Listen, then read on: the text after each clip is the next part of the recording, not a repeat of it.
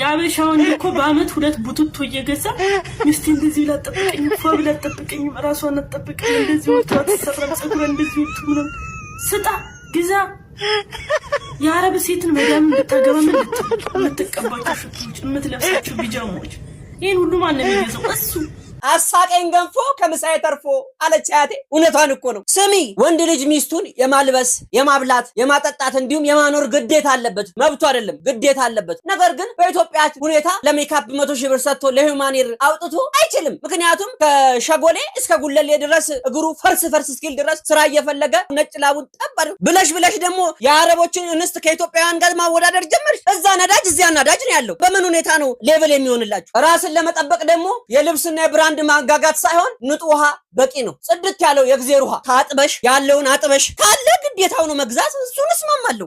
በፊት ባሎች አይደለም ልብስ ለመግዛት ብቻ ሳይሆን በየቀኑ ሲመጡ በዚህ በኩል ስጋውን በዚህ በኩል በቆሎውን ይዞ ይመጣል። ከዛ በኋላ ሚስት ብልህናት ከሰሏን እንትን ብላ አጫጭሳ ጥሩ ወሬ ተጫወተው መሐልም ንፋስ አይገባም። ሚገርም ቤተሰብ ይመሰርቱ ነበር። አሁንሳ አይደለም ስጋና በቆሎ ይዞ ሊመጣ ግድንግዱ ኤርፎን የለም ይሄ የዲጄዎቹ እሱን አድርጎ ነው የሚመጣው። ምን ይሁን እንትን ሁላችሁንም ማለት አይደለም አበሉባ አይነት አስተሳሰብ ያላቸው ስላሉ ነው። ያሁን ባልኮ እንዴት እንደሚያሳዝን ኮሌታቸው እንዳለ ተበልቶ እኮ በትርፍ ሰዓታቸው እያኘኩት ነው እንዴ የሚያስብል ነው። በአመት 2 ልብስ ብቻ ነው የተገዛው። እሱ እንደውም ሳይቀብጥሽ ነው በጣም ያቀብጣል። ሌላውን ባል የሚያስጠቁሩ እንደዚህ አይነቱ ነው። በአመት 2 እየገዛ ለአዲስ አመትና ለፋሲካ ይኸውልሽ ጤነኛ ባል ይስጥሽ፣ ጤነኛ ትዳር ይስጥሽ፣ ጤነኛ ቤተሰብ ይስጥሽ። አሜን በይ። እንዳንቺ አይነት ሴቶች ከድሮ እናቶቻችን ሄደው የ1 አመት ኮርስ ሰርቲፊኬት ነው የሚቀርባችሁ። ችግር የለውም ተቀብላችሁ መምጣት አለባችሁ። በስተመጨረሻ ምን ልልሽ ነው ባልሽን አስተዋወቂኝና ገና ኤርፎን ያለበት አሊያም ደግሞ ታምቡር ውስጥ ማስቀበር ነው ያለበት። ታስመንኛለሽ በገዛ ቤቱ። እናም ለቤቱ አዲስ ከሆናችሁ እንዲህ አይነት የሳቅ ደመቅ ጨዋታ ከፈለጋችሁ ፎሎ፣ ላይክ፣ ሼር፣ ኮፒ ሊንክ ማድረግ እንዳይረሳ።